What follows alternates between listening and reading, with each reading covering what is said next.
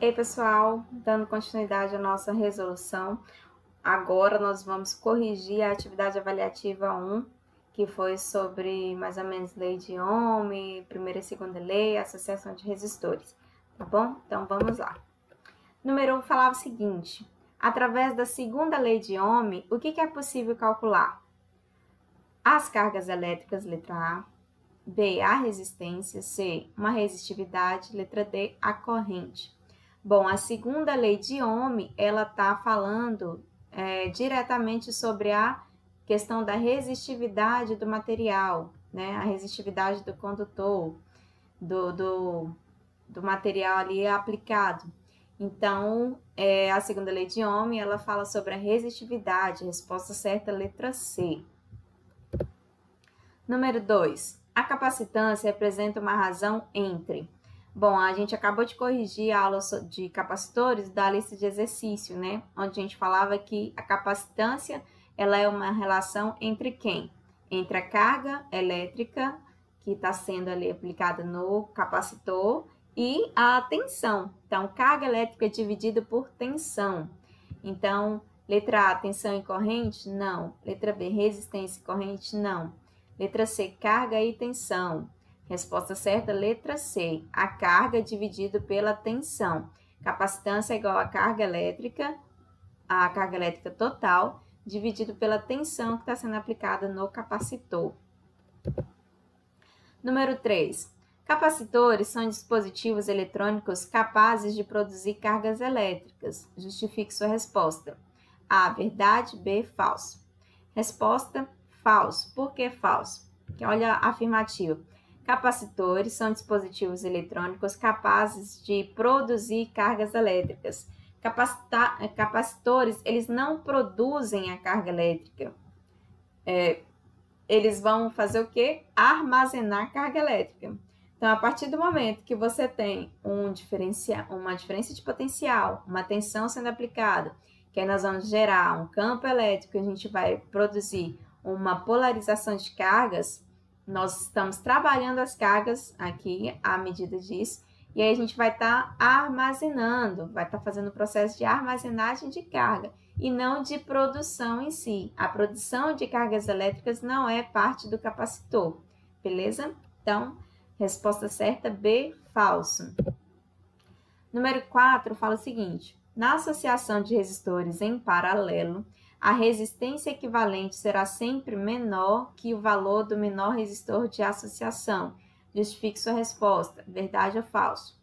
Resposta, verdade. Por quê? Olha a afirmativa.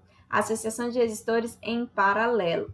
A resistência equivalente ela vai ser sempre menor do que o valor do menor resistor de associação. Sim, nós falamos isso na primeira lista, que nós tivemos um exercício sobre isso, e eu mencionei justamente essa tese aí. Quando você faz uma associação de resistores em paralelo, o valor da resistência equivalente, até uma forma de você verificar que o seu cálculo está batendo certo, é que você vai pegar lá, entre essa associação, você vai pegar o menor resistor, o resistor de menor valor, e vai comparar. Se o resultado, a resistência equivalente, ela é menor do que esse resistor, se ela for, ok, seu cálculo estava certo. Se não for, se ela for maior, se a resistência equivalente for maior do que o menor resistor, então tem alguma coisa errada, você vai precisar fazer o cálculo novamente, tá bom? Então, uma verificação de que está certo o seu cálculo é justamente essa. Resistência equivalente numa associação de resistores em paralelo, o valor dessa resistência ela tem que ser menor do que o menor valor dentro dessa associação, ok? Número 5. O cálculo da resistência elétrica pode ser representado matematicamente como? Resistência igual tensão sobre corrente, resistência igual corrente sobre tensão, corrente é igual tensão sobre resistência, tensão é igual resistência vezes corrente. Bom, letra C e letra D nem falam da resistência, né? Aqui a gente está determinando corrente, aqui a gente está determinando tensão, então não é nenhuma dessas. Ficaria entre A e B e vamos ver o triângulo. Lembra que a gente falou em sala de aula do triângulo quando vocês forem fazer a prova e não tiver a fórmula da primeira lei de Ohm, vocês desenham o triângulo. De que forma? V, tensão, I, corrente, R, resistência. O que a minha questão quer encontrar? Resistência elétrica. Se eu quero encontrar resistência elétrica, que é o meu R, eu vou ocultar esse R. Então, é como se eu viesse aqui e colocasse a minha mão em cima do R. Se eu tampar o R, o que vai sobrar para mim? O V e o I. E de que forma? O V em cima do I. Se o V está em cima do I, logo a gente percebe que a fórmula é resistência é igual a tensão dividido pela corrente. Então, onde que é isso? Resistência é igual a tensão dividido pela corrente. Resposta certa, letra A. Pode fazer o triângulo que dá certo, tá bom? Primeira lei de Ohm. Número 6. Complete a lacuna. A é uma capacidade de um corpo qualquer que seja impedir a passagem de alguma coisa elétrica, mesmo quando existe uma diferença de potencial aplicada. Separe as respostas por uma vírgula. Bom, então, a resistência é uma capacidade de um corpo qualquer que seja impedir a passagem de corrente elétrica, mesmo quando existe uma diferença de potencial aplicada.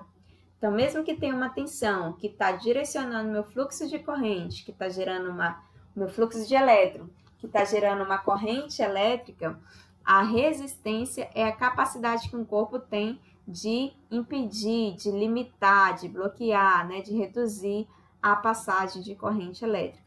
Então, as palavras certas para esse número seria resistência e corrente. Número 7. O campo elétrico é ativado a partir do potencial elétrico inserido na estrutura composta por duas placas metálicas e um material dielétrico. Justifique sua resposta. O campo elétrico é ativado a partir do potencial elétrico inserido na estrutura composta por duas placas metálicas e um material dielétrico. Verdade ou falso? Verdade, nós acabamos de falar em capacitores. Ele que está falando o que é um capacitor, né? E está falando do campo elétrico gerado. Que o campo elétrico gerado, ele é gerado a partir do momento que existe um potencial elétrico e esse potencial ou essa tensão, ele é inserido nessa estrutura que é composta pelas placas metálicas. Então, a partir do momento que a gente aplica uma tensão nas placas e no material dielétrico, a gente vai fazer o quê? Ativar um campo elétrico.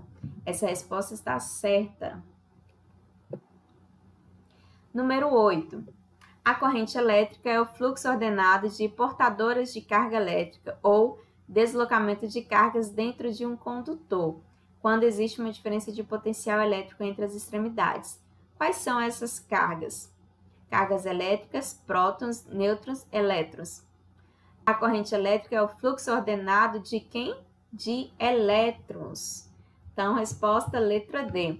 A corrente elétrica é o fluxo ordenado de elétrons ou deslocamento de elétrons dentro de um condutor, quando existe uma diferença de potencial. Quando uma tensão é aplicada entre duas extremidades de um condutor, nós temos aí um fluxo ordenado de elétrons, que é a corrente elétrica. Então, letra D, elétrons. Número 9. A primeira lei de Ohm estabelece que a proporção-razão, entre a diferença de potencial, tensão e a corrente elétrica no condutor é igual à resistência elétrica desse condutor. Justifique sua resposta. Verdade ou falso? Então, é a razão entre tensão e corrente elétrica, tá certo? Tá, porque a gente acabou de fazer a atividade aqui mesmo, né, nessa lista, onde falava que a resistência era justamente isso, tensão sobre a corrente. Isso é estabelecido na primeira lei de Ohm.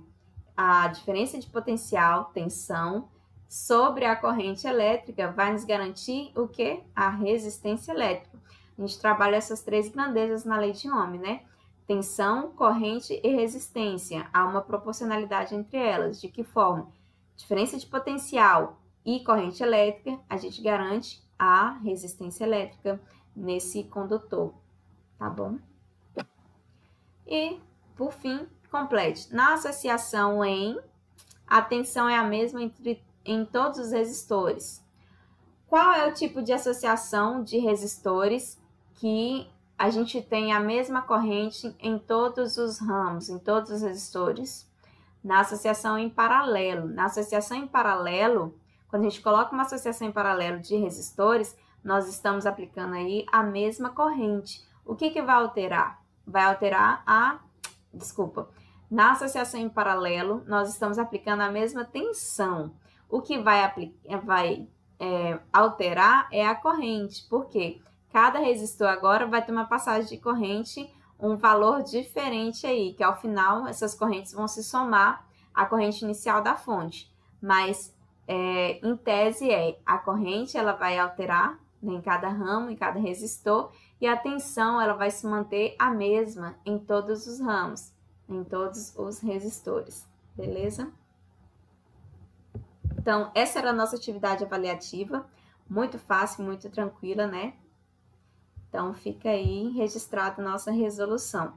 A gente vai para o próximo conteúdo, que é materiais semicondutores. Vamos falar um pouquinho agora desses materiais para a gente poder trabalhar diodos e transistores, tá bom? Até mais!